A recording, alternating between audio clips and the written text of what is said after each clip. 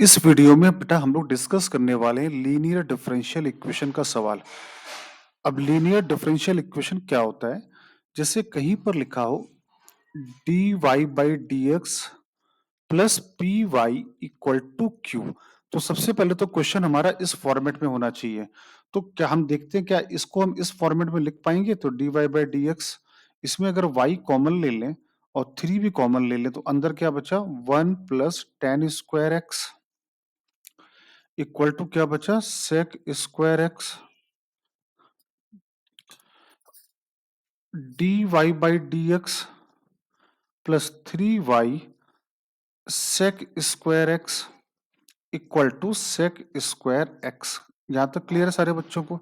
तो गौर से देखो, तो ये लीनियर डिफरेंशियल इक्वेशन इसी फॉर्मेट में ये सवाल कन्वर्ट हो गया।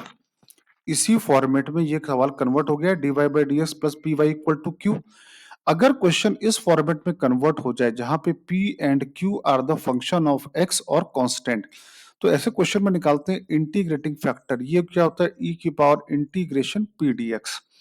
तो यहाँ पे गौर से देखो तो आपकी p की वैल्यू क्या निकल के आ रही है?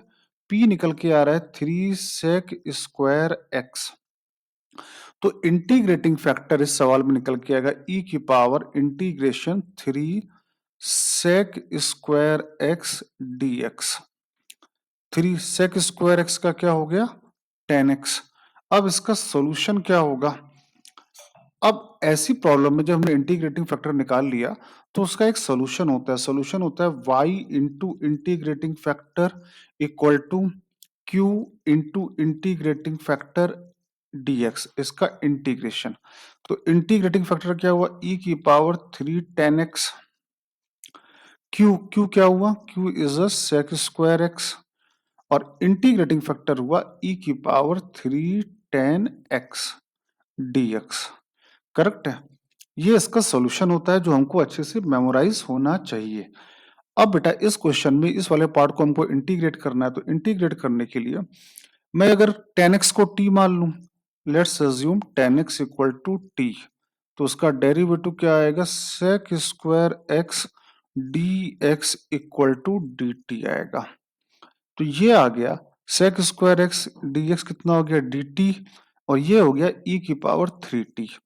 ई की पावर थ्री टी का इंटीग्रेशन ई की power three T divide by three plus C, ये आ गया वाई इंटू ई की पावर थ्री टेन एक्स। अब थ्री टी, टी की वैल्यू क्या है? टी माना हम लोगों ने एज्यूम किया था ten X upon three plus C. अब सी की वैल्यू फाइंड आउट करने के लिए क्या करना है? X equal to pi by four डालना है। क्वेश्चन में y zero equal to given है पाई बाई, ये देखो x इक्वल टू जीरो डालने पे y की वैल्यू आ रही one by three plus E cube.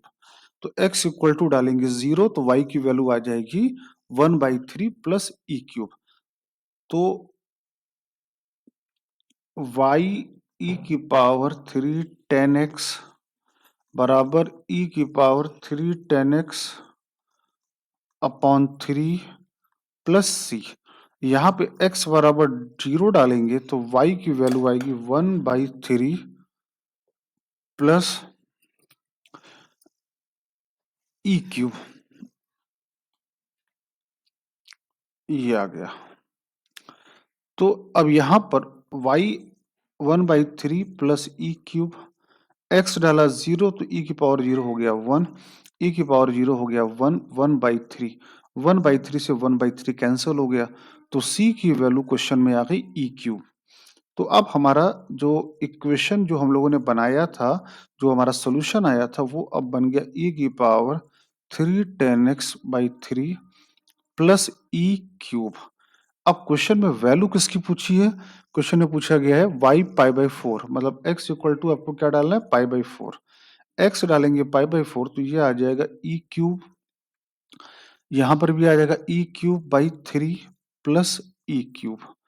तो ये आ गया four E cube by three. तो y बराबर आ गया four upon three. This is the answer. Clear है?